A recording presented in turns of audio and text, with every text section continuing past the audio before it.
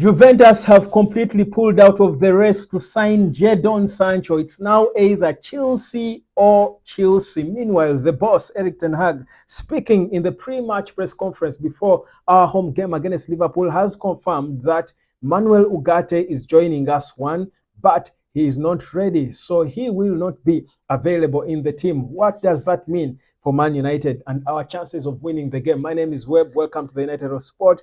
Back again. How have you been? I hope it has been an exciting day. It's deadline day, fam. It is always exciting. Deadline day is always special. Now, listen, the latest that is coming in, as confirmed by Fabrizio and all your credible sources, is that Jadon Sancho is now Chelsea's for taking. Chelsea have now got everything they need, I think, in their favor to be able to sign this Manchester United outcast because, first of all, they have already agreed personal terms with Sancho. That, for me, should have been the more difficult part. They have agreed personal terms with him, and now they have tabled two bids to Manchester United. There are two bids on the table for Man United to consider. One, of course, is a loan with an option to buy.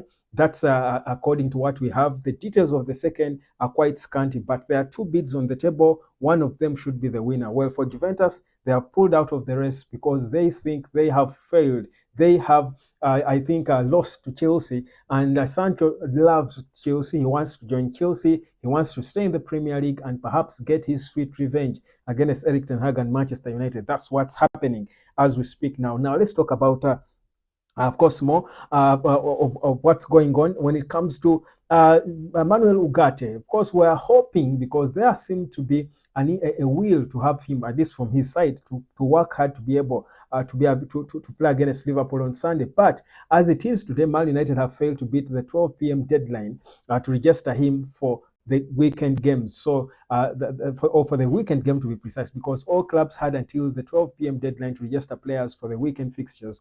And United did not rush. They did not feel the need to rush and get this deal through because, first of all, in their view, Manuel Ugarte is not even ready to feature. So, to feature against Liverpool, that is. So that's why they said we want work under pressure. We want as long as we sign the documents and seal the deal, which was done. All documents were signed and sealed. It is just a matter of the public show, the public unveiling, which is optional. It's not a must that when you sign a player you must unveil them to the public. They might choose not to go on their website and stuff to post stuff and just unveil the player in person, maybe on Sunday at Old Trafford. So, but what we know now at least is that Manuel Ugarte, they are not rushing. He's not going to be playing this weekend, but doesn't matter. The deal is done and dusted. Eric Ten Hag confirmed what you already know, saying I cannot say more than that, but he did confirm what we do already know. And Jadon Sancho, he seemed to want to fool us that he's still a Man United player. We like him and he's staying. And for me, again, that was confirmation that it's certainly done. He's leaving because Eric Ten Hag was trying to play the good guy. He spoke about Scott McTominay, telling us how he had Man United in his veins, which we can't disagree with. But I said, he was divided on his departure and stuff because he really wanted him to stay and what have you. Things we've been saying here, but that is what is happening. That indeed Manuel Ugarte is done. He's already a Man United player as we speak now. It's a matter of the public publicizing the confirmation and stuff, but that can happen at any time. It does not deter the move from happening. So that's pretty much what's going on regards Manchester United as we speak right now. Of course, there is so much going on. We are hoping there could be some more opportunities before the close of the window. Honestly, there was that hope that we could see some late opportunities for Man United.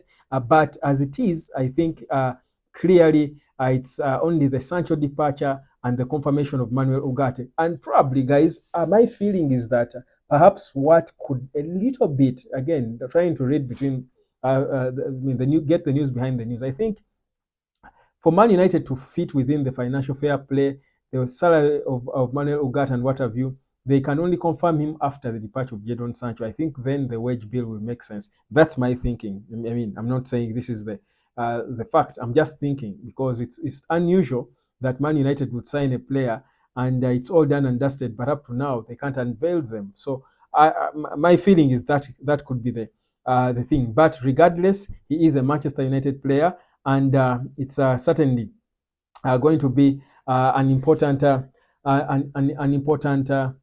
a time when that is really confirmed. So at least we know it's being handled. Now, did you know that today we got to learn that Man United will travel to Fenerbahce in the Europa League?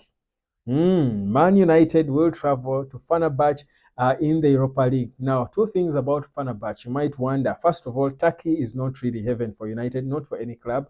It's always difficult for Man United to play in Turkey, but we are going to face Jose Mourinho. Mm, it's Eric Ten Hag up against Jose Mourinho in the Europa League. Two, we are going to face Sofian Amrabat, who, of course, arrived today on a private jet. He did arrive to Fenerbahce, completed the move to Fenerbahce. So it will be, I think, an interesting sort of reunion. I think it should be a friendly reunion, I should say. I don't know how friendly it is in the eyes of Jose Mourinho, but at least for Sofian Amrabat, there's quite a number of players there who he has played with before, who he would probably want to, to just talk to, and they calm him down, because certainly he might be low-key disappointed that he didn't work out as he wanted at Man United. Now, speaking of Anthony Dos Santos, there was talks of Anthony Dos Santos being, forced out on a loan move to Real Betis, but he refused this, and he has adamantly stated that he's not moving a muscle. All he's going to do is start Man United and fight for his position. He's not going to allow to fall down the pecking order to youngsters like Ahmad Diallo and co. So that is what is happening. What's happening is that Antony is not leaving.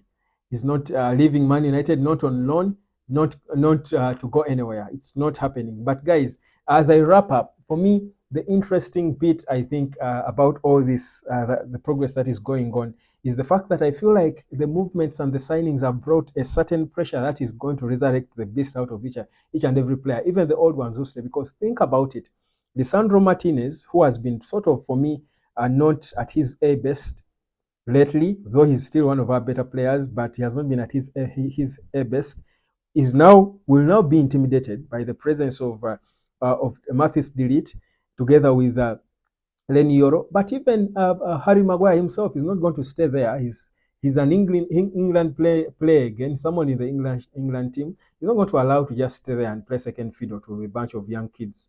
So I think that will be pressure. These new signings have brought pressure in all departments. Think about the middle. Casemiro, the arrival of Ugarte. Casemiro will not want to be a £340,000 per week earner rotting on the bench and viewing the game from the bench. I don't think so. He will fight to try and be a starter. That's beautiful competition. Even Kobe now will be pushed to fight harder, because however much he's a good player and stuff, there are no guarantees anymore. You've got to work for your position. I love that. Look at up top, Rasmus Hoyland. This wastefulness we're seeing, him being so playful, with Joshua Zirkzee coming on his debut and scoring such a smart goal to give United a winner off the bench.